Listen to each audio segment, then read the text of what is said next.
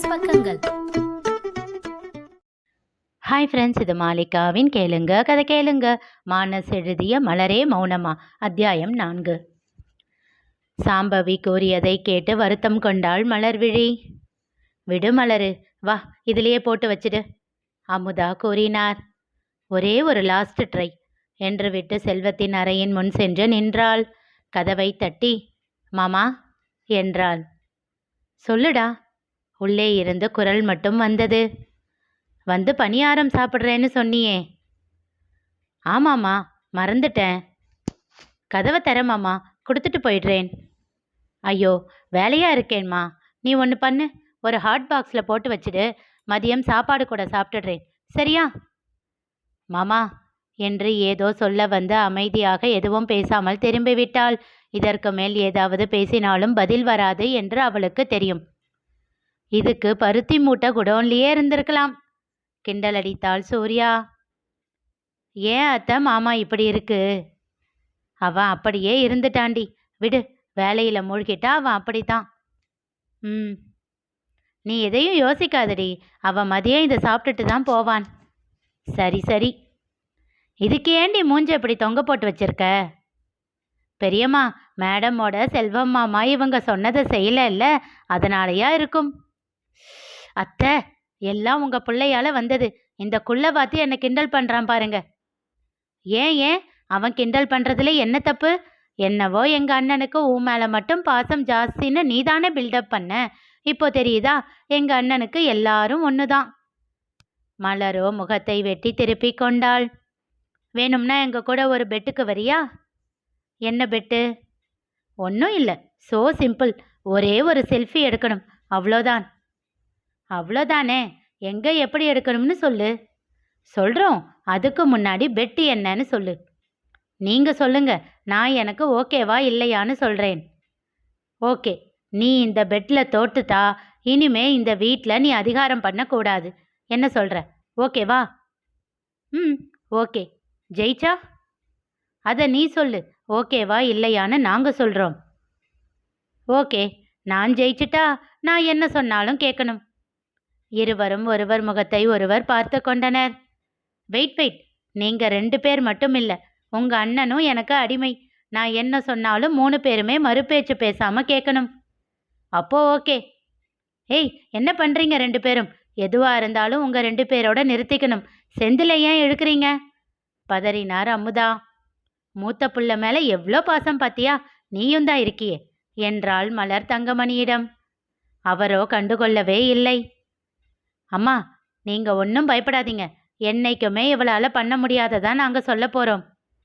என்னவோ போங்க, ஆனாலும் இவகிட்ட கொஞ்சம் யோசிச்சு பெட்டு கட்டுங்கடா என்று விட்டு எழுந்து சென்று விட்டார் அமுதா. சரி, என்ன பண்ணணும்னு சொல்லுங்க. பெரிய அண்ணன் ரூமில் ஒரு ஊஞ்சல் இருக்கும்ல, அதில் உட்காந்து செல்ஃபி எடுக்கணும். திகைத்தாள் மலர். என்னம்மா, தலை சுத்துதா? ஆனால் ஒரே ஒரு கண்டிஷன், இந்த மாதிரி பெட் கட்டி இருக்கேன், அதனால ஒரு செல்ஃபி எடுத்துக்கிறேன்னெல்லாம் அண்ணன்கிட்ட சொல்லிட்டு எடுக்கக்கூடாது. ஆமாம், அப்படியே சொன்னால் மட்டும் மாமா ரூமுக்குள்ளே விட்டுடுமா என்ன? தனக்குள் முணுமுணுத்து கொண்டாள் மலர். என்ன மலரு, ஓகேவா நாட் ஓகேவா? டீலா நோ டீலா? இதற்கு மேல் பின்வாங்கினால் சிறு பிள்ளைகளிடம் அசிங்கமாகிவிடும் என்று தோன்றியது. வேறு வழியின்றி ஓகே என்றாள். மனதிற்குள் கைகொட்டி சிரித்த தோல்வியை முகத்தில் காட்டாமல் அடக்கி வைத்தாள். நிச்சயமாக இது தோல்வியில் முடிந்தாலும் அதனை ஒத்துக்கொள்ளும் காலம் என்பது இப்பொழுதே இல்லையே. அவர்கள்தான் இத்தனை நாட்களுக்குள் செய்து முடிக்க வேண்டும் என்று நிபந்தனை இடவே இல்லையே. அதனால் லைஃப் டைம் வாரண்டி இருக்கிறது. யாருக்கிட்ட? இந்த மலர்கிட்டையேவா? பைத்தியங்க, ஒரு பெட்டை உருப்படியாக கட்ட தெரியல, இதுங்க கிட்ட நான் தோக்கணுமா? ஸோ நான் தோத்தாலும் அதை நானா அக்செப்ட் பண்ணுற வரைக்கும் அந்த பெட் உயிரோடு தான் இருக்கும். ஹஹஹா, தனக்குள் சிரித்து கொண்டாள். சிறிது நேரத்தில் கிளம்பி தன் வீட்டிற்கு வந்து விட்டாள். இந்தம்மா, உன் அண்ணிமாருங்க பணியாரமாவை கொடுத்து அனுப்பியிருக்காங்க. ஐ, இனிப்பு பணியாரமா? சுட்டு கொடுக்க வேண்டியது தானேன்னு கேட்டால் அவங்க நாத்தனாருக்கு சூடாதான் பிடிக்குமாமே, அதான் இப்படியே கொடுத்து விட்டுருக்காங்க. சுட்டு சாப்பிடு. அப்படியே உன் மாமியாருக்கும் 4 கொடு, தின்னுட்டு நல்லா தெம்பா இன்னும் என்னை வசப்பாடட்டும்.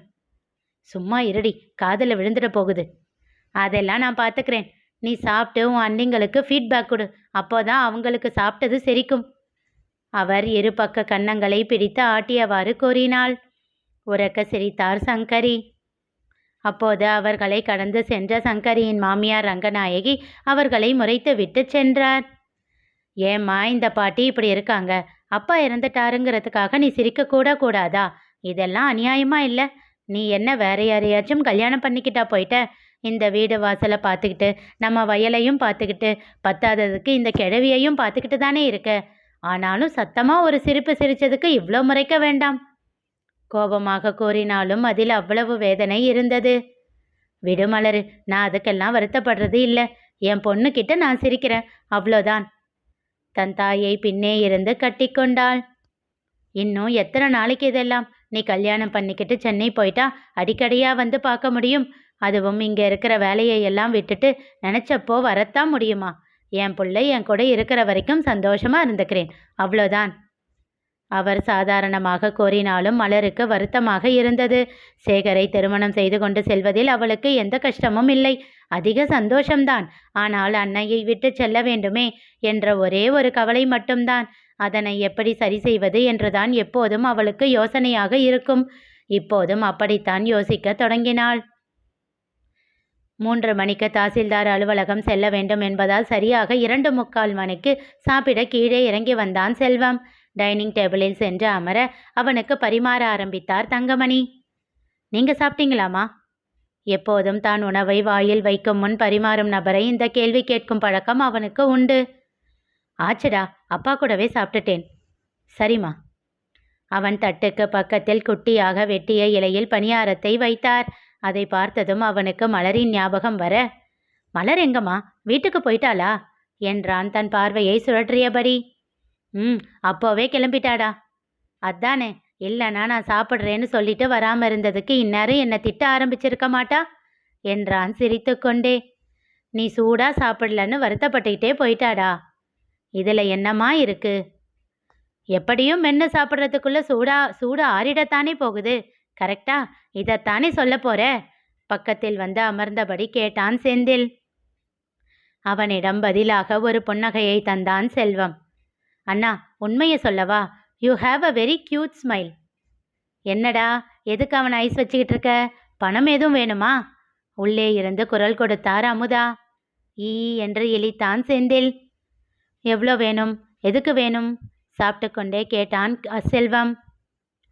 பணம் எல்லாம் வேணாண்ணா, உங்கள் சித்தப்பூக்கிட்ட ஒரு பெர்மிஷன் வாங்கி கொடு. எதுக்கு? நான் MBA படிக்க. குழப்பமாக அவனை நிமிர்ந்து பார்த்தான் செல்வம். அது சந்தோஷமான விஷயந்தானேடா, ஏன் வேண்டாம்னு சொல்கிறாரு? படிக்கிறதுக்கெல்லாம் எதுவும் சொல்லலை, ஆனால் ரெகுலரில் வேண்டாம், கரஸில் போடுன்னு சொல்கிறாரு. ஏன்? இன்னும் எத்தனை வருஷம் படிச்சுக்கிட்டே இருப்ப? சீக்கிரம் அண்ணனுக்கு வந்து ஹெல்ப் பண்ணுற வழியை பாருன்னு சொல்கிறாரு. ஒரு 2 வருஷம் தானே அண்ணா, இன்னும் கொஞ்சம் லைஃப்பை என்ஜாய் பண்ணிட்டு வந்துடுறேனே, ப்ளீஸ் அப்பா கிட்ட சொல்லுண்ணா.